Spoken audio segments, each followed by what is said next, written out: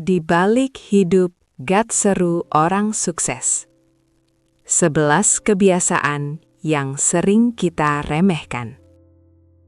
Dunia hari ini terlalu sering memamerkan hasil akhir yang gemerlap, sampai kita lupa kalau di balik setiap pencapaian besar ada rutinitas yang sangat datar dan bahkan cenderung membosankan.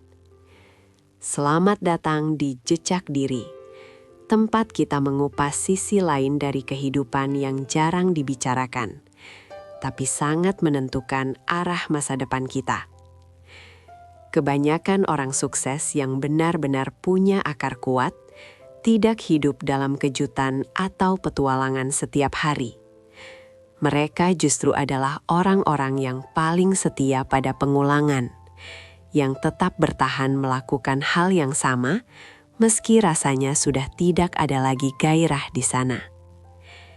Ini bukan soal bakat yang luar biasa, tapi soal bagaimana mereka menjaga hati dan disiplin diri di tengah dunia yang penuh gangguan. Kebiasaan pertama yang mereka jaga adalah bangun jauh sebelum hiruk-pikuk dunia dimulai. Bukan sekedar untuk memulai pekerjaan lebih awal, tapi untuk mengambil kendali atas dirinya sendiri sebelum orang lain mendikte hari mereka.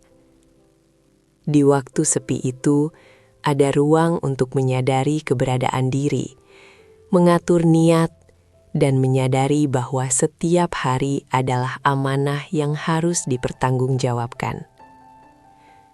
Mereka tidak butuh pengakuan dari media sosial di pagi hari. Mereka hanya butuh ketenangan untuk berkomunikasi dengan hatinya dan Sang Pencipta. Setelah itu, mereka masuk ke kebiasaan kedua, yaitu melakukan rutinitas yang sama persis setiap harinya. Bagi banyak orang, ini terlihat seperti penjara, tapi bagi mereka, ini adalah bentuk keteguhan hati. Melakukan hal yang benar secara terus-menerus adalah wujud nyata dari kesabaran yang paling tinggi. Mereka tidak mencari sensasi baru setiap saat, karena mereka tahu bahwa keajaiban itu lahir dari tumpukan kebiasaan kecil yang dilakukan tanpa henti. Persis seperti tetesan air yang akhirnya bisa melubangi batu yang paling keras sekalipun. Kebiasaan ketiga adalah mereka sangat selektif dalam berkata-kata. Orang sukses cenderung lebih banyak diam dan mendengarkan daripada sibuk membuktikan diri lewat omongan. Mereka sadar bahwa lisan adalah cerminan kedalaman jiwa. Dengan lebih banyak mendengar, mereka belajar banyak hal tanpa harus merasa paling tahu. Menjaga lisan juga berarti menjaga diri dari hal-hal yang tidak bermanfaat. Sebuah prinsip yang membuat hidup mereka jadi jauh lebih tenang. Karena tidak perlu terlibat dalam drama atau konflik yang tidak perlu. Keempat, mereka memiliki disiplin yang ketat soal apa yang masuk ke dalam tubuh mereka. Bukan karena ingin terlihat atletis semata, tapi karena mereka sadar bahwa kesehatan adalah modal utama untuk berbuat baik di dunia ini. Menjaga makanan dan pola hidup sehat adalah bentuk rasa syukur atas fisik yang sudah dipinjamkan. Mereka memperlakukan tubuh mereka dengan penuh tanggung jawab, bukan sekedar memenuhi keinginan nafsu yang seringkali merusak jika tidak dikendalikan. Kebiasaan kelima yang sering dianggap aneh adalah hobi mereka untuk menyepi.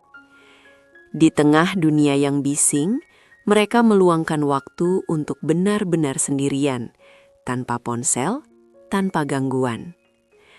Ini adalah momen untuk introspeksi diri atau muhasabah, melihat kembali apa yang sudah dilakukan dan kemana arah hidup mereka akan dibawa. Dalam kesunyian itu, mereka sering menemukan kejernihan yang tidak bisa didapatkan saat mereka sedang bersama banyak orang. Selanjutnya, yang keenam, adalah kebiasaan mereka untuk berkata tidak pada hal-hal yang terlihat menarik, tapi sebenarnya tidak penting. Mereka sangat pelit dengan waktu mereka. Bukan karena sombong, tapi karena mereka paham bahwa waktu adalah nikmat yang sangat terbatas dan tidak bisa diputar kembali. Mereka lebih memilih melewatkan pesta atau kumpul-kumpul yang tidak ada tujuannya demi menjaga komitmen yang sudah mereka bangun sendiri. Kebiasaan ketujuh adalah ketelitian mereka dalam mencatat hal-hal kecil, termasuk soal keuangan. Mereka tidak membiarkan 1 rupiah pun keluar tanpa alasan yang jelas. Ini bukan soal kikir, tapi soal menghargai setiap rezeki yang dititipkan kepada mereka. Dengan mencatat dan merencanakan, mereka menunjukkan bahwa mereka adalah pengelola yang baik atas apa yang telah diberikan, sehingga mereka layak untuk menerima tanggung jawab yang lebih besar nantinya. Kedelapan, mereka tetap mau mempelajari hal-hal dasar berulang kali. Meskipun sudah ahli, mereka tidak malu untuk kembali membedah prinsip dasar. Mereka tahu bahwa kesombongan adalah penghalang utama bagi ilmu. Dengan tetap memposisikan diri sebagai murid, mereka menjaga hati agar tetap rendah hati dan tidak merasa sudah sampai di puncak. Karena bagi mereka, belajar adalah perjalanan yang baru berakhir saat nyawa tidak lagi di badan. Lalu yang kesembilan, mereka sangat menghargai waktu istirahat dan tidur yang cukup. Mereka tidak percaya pada pola pikir kerja keras tanpa tidur yang sering diagung-agungkan. Mereka tahu bahwa tidur adalah cara terbaik untuk mengembalikan energi agar bisa berfungsi secara optimal keesokan harinya. Menjaga waktu tidur adalah bentuk disiplin untuk tidak memaksakan diri melampaui batas yang sudah ditetapkan secara alami. Sebuah bentuk keseimbangan hidup yang sangat krusial. Kebiasaan ke-10 adalah mereka selalu membereskan hal-hal kecil segera setelah selesai, seperti merapikan tempat tidur atau meja kerja. Bagi mereka, ketidakteraturan di luar mencerminkan kekacauan di dalam pikiran. Dengan menjaga kerapihan hal-hal kecil, mereka melatih otak untuk selalu terorganisir dan menghargai proses sekecil apapun. Hal ini membangun mentalitas bahwa tidak ada hal yang terlalu kecil untuk dikerjakan dengan sebaik mungkin. Terakhir, kebiasaan ke-11 yang menjadi penutup sekaligus pondasi adalah selalu menyempatkan diri untuk bersyukur di penghujung hari. Sebelum memejamkan mata, mereka melihat kembali hal-hal baik yang terjadi, sekecil apapun itu.